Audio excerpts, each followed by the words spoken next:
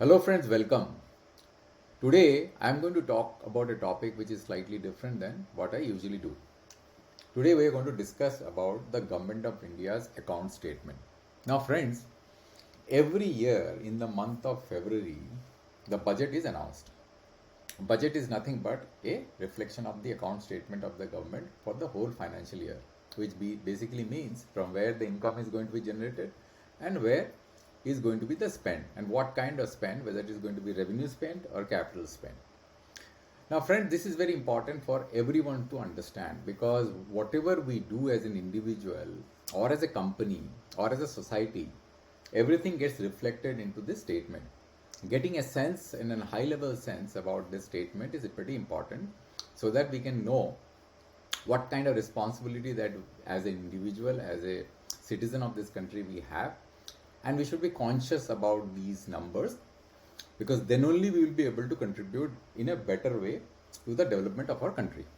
So with that context in mind, I thought that it will be useful today to take you through these statements on a high level, so that not only you can see the actual numbers as these are being reported, but also you can see the trend. Now friends, fortunately there is a website in which these statements are periodically published. This is called the Controller General of Accounts, Department of Expenditure's website. So this is the page. I have opened the page and you will find that the main statement on a monthly basis is presented here. Now friends, this statement is very good, no problems with that, but the difficulty is that by looking at this statement you will not be able to get any sense, because the trend data is not clearly visible here. And I have not seen any government site, whether it is RBI or anywhere, it has been anchored in the manner in which it is available in this website. Though these are not audited results, but still it gives a very good overview and a feel at what the numbers are. Now friends, these are hyperlinks. Now if you click, then there will be further tables. We will drill down to many tables, and these tables are multiple in numbers. So these are monthly statements which are going to be available here. So again you see that these monthly statements are quite extensive and exhaustive. Very difficult to make any sense out of it if these numbers are presented in this format, right? Similarly, if you go to the details, you'll find that similar tables are going to be available, like the tax revenue net details. You'll find similar tables. So nobody can make any sense out of this table unless they process it further in a visualized format. So everything is available, like you see non-tax revenue, non-debt, recovery of loans, revenue expenditure, capital expenditure, everything is available here. Even total expenditure, broken down by ministries are also available, but it becomes very difficult to make any sense out of it. So friends, what I did was I extracted these numbers using software, as I always do. And what I've done is that I made this in such a way that it can be very easily extracted and exported in CSV files, from where I can do visualization. Now friends, while I do that, because these are basically code that I've written for every tab, very difficult for me to take you through each and every tab and make you understand what is going on. So I'll just give you an overview for processing one of the table. For example, let's say I go into the details of, let's say I go in tax revenue net details. Let's look at this particular table. Now for that, what I have done is I actually have used this particular code. So what it does is it actually goes to the website and it starts going year by year, month by month, and it is basically in a continuous loop, and it extracts the URL, and then it basically takes the data out from that particular URL and it stores in a CSV file. Now friends, this is not the end of the story. The reason is that if you go to this particular website link, you will find that the numbers are not only we have to extract these numbers in a tabular form, but there are multiple tables which we have to process, right? And then on top of it, the March numbers are provisional, which basically means the numbers which actually came out in the earlier year. For example, let me give you this. March provisional numbers for, let's say, let's say for year, let's assume that this number is 2022-23. So there will be some numbers here. Now these numbers are provisional, which means that whatever numbers that emanated out of a year in advance, which is going to be the final numbers, I have to replace these provisional numbers with the final numbers. So there has to be further processing, which becomes a little complicated as I do. Like for example, if you see here, what I am doing, first of all, I am converting these month numbers into dates. So I have to basically take this month, I have to process these so that there are different types of March provisional. Somewhere there is dot, I have to take care of that also. So it basically takes some time. I don't want to get into the details because that's not the point about this particular video. So I just give you a feel as to how this can be processed and how these numbers can be finally stored in a final table, which I am going to visualize. So I have done it for various other dimensions also. So let's now go to the main video, because this is not the meat of the discussion. The meat of the discussion is, let's look at the numbers. Now these are the Tableau sheets which I have populated. So let me just take this recording part of this out of this picture video, and then I will take you one by one. So first table that I have is the main sheet, which is a cumulative statement for revenue received, capital received, and the total received, as well as revenue expenditure, capital expenditure, and the total expenditure, and the fiscal deficit. Now friends, I would like you to focus on the real numbers. Now these are cumulative numbers. Why it is cumulative? Because at the monthly numbers add up, it kind of keeps increasing till the end of the financial year. Because the last financial year was March 23. March 31st March 2023. Then the new financial year started on April 1st 2023, and it is the current data is available till September 23. Now friends, in this particular table, which is I have already uploaded in a website, I will give you the full access to this particular information and you can yourself see. So I'll send you the link in the description part of this video. So what you can do is that you can not only see the actual numbers, but you can see the budgetary estimates also. Like you can see the budgetary estimates have been revised for the revenue received for the past financial year. And then you can scroll also, like using this table. So as you scroll, then the month numbers will keep shifting. So you will get a very good view not only of the current data, but all the past trends in one single window. And you can change the size of the window by inputting a particular value, because currently I have captured 12 months. You can make it 15 months, you can make it 20 months. It all depends upon the size of the window, so that the data that you are able to see is capable of being visualized, right? Then what you can do, friends, you can basically take a snapshot in this particular visualization by changing the time scale. You can use quarter, right? So the numbers will become visible on a quarterly basis. So because the budgetary estimate on a quarterly basis does not make any sense, so let me take you the actual numbers. So you will see the quarterly revenue received as was been collected. As you see that the numbers keeps increasing as it is cumulative number. Then you can take a yearly snap also of the values. Like for example, in the last financial year, the total revenue received was 23.84 lakh crores, and till September 23 it is 13.97 crores. Now friends, what I want you to, because this was just a high level view of this particular table, which you can use, and I'm going to send you I'll post the link so that you can have full access to this table. But what I want you to get a sense is that look at the numbers. The revenue received, let's take the last year numbers, though these are not audited numbers, these may be provisional numbers, right? So if you look at these numbers, you will find that the revenue is roughly around 24 lakh crores, out of which the net revenue is around 21 lakh crores.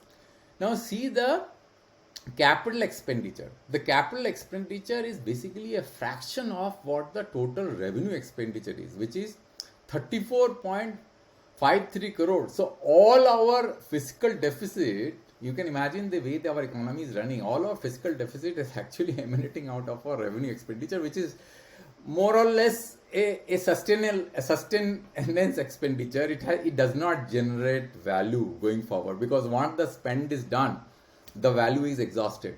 The value actually gets generated when you make more and more capital expenditure.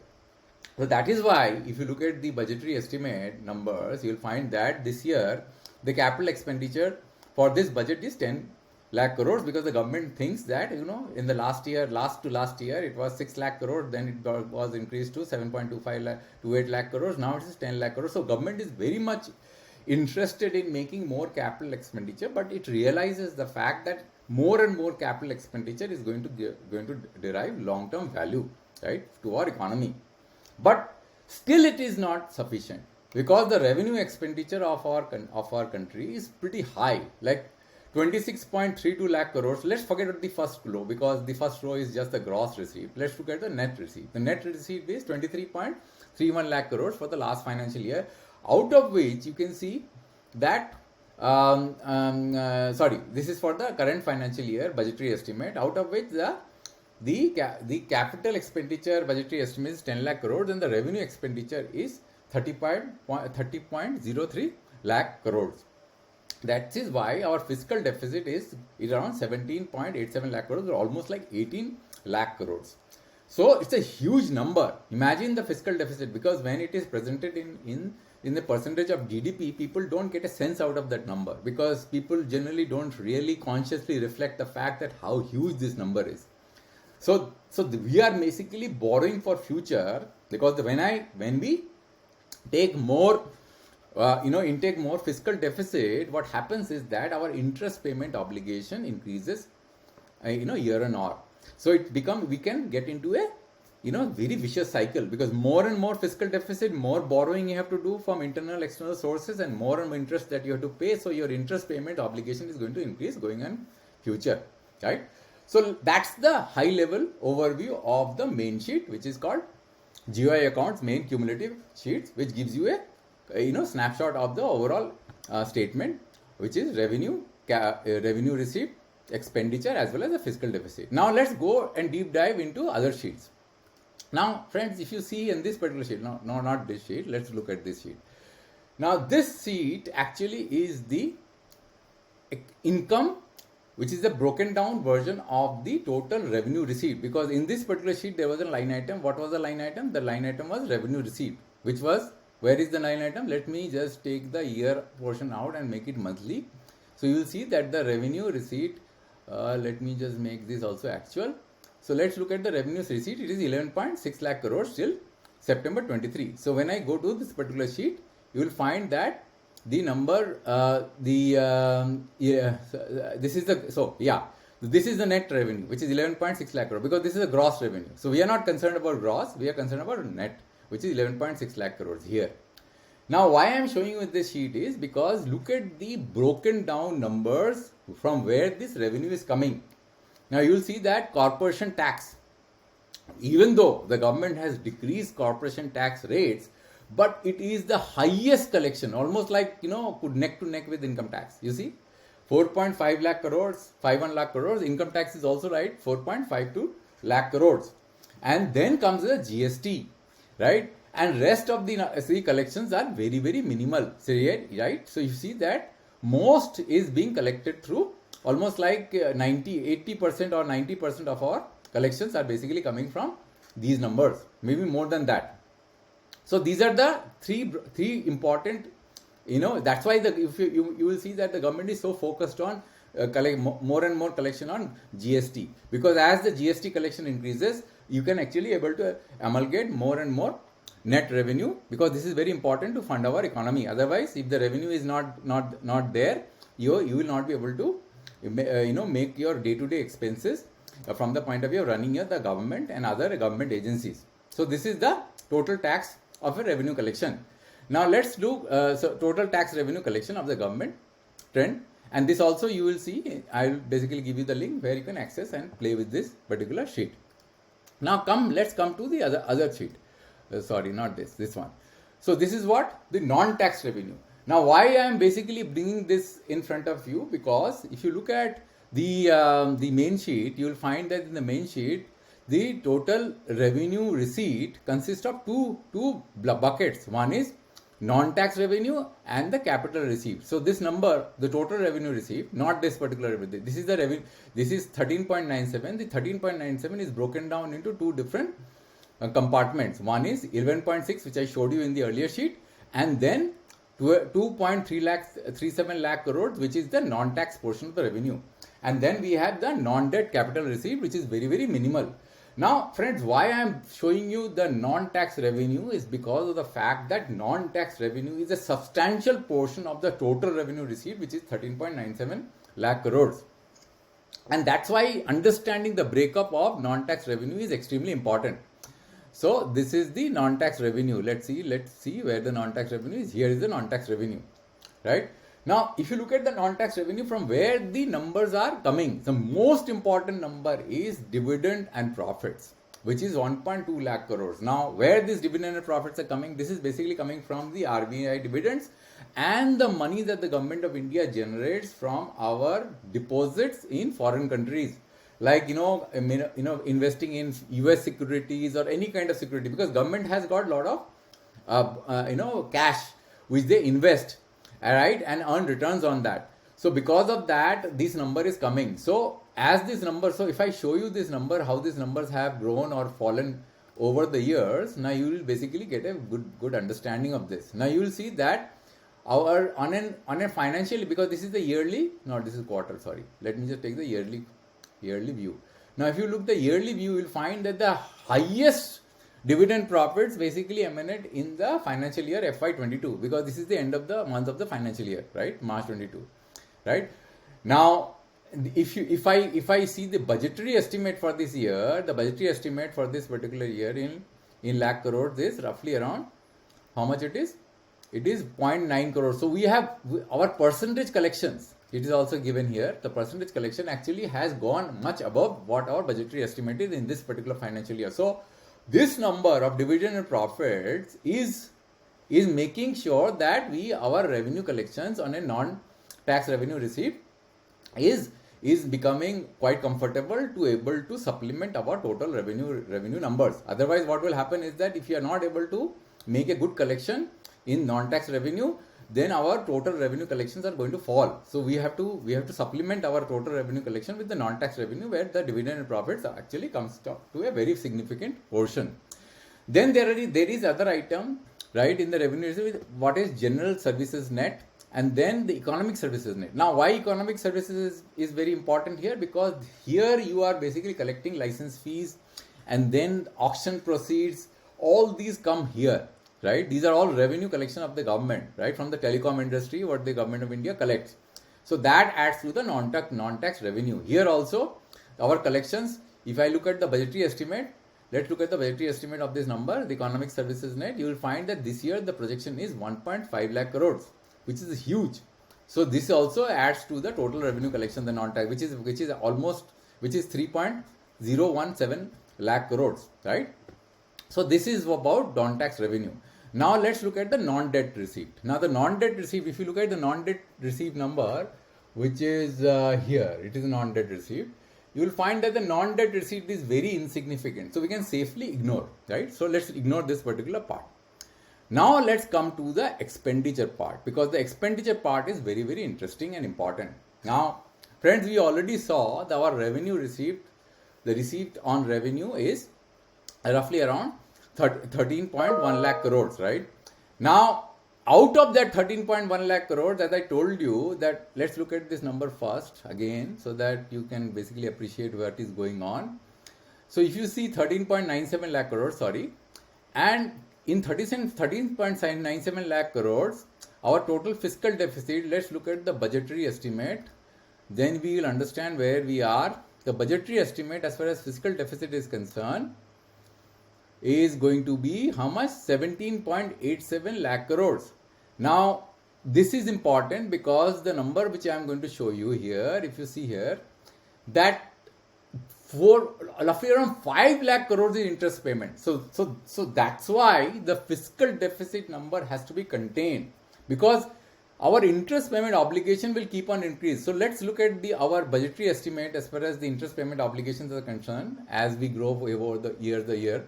So last year it was 9.41 lakh crore. This year the interest payment obligation has increased from 9.41 lakh crores to 10.8 lakh crores. Now if you will see the yearly trend, if I see the yearly trend here, you will find that the interest payment obligation numbers will is increasing year on year, right?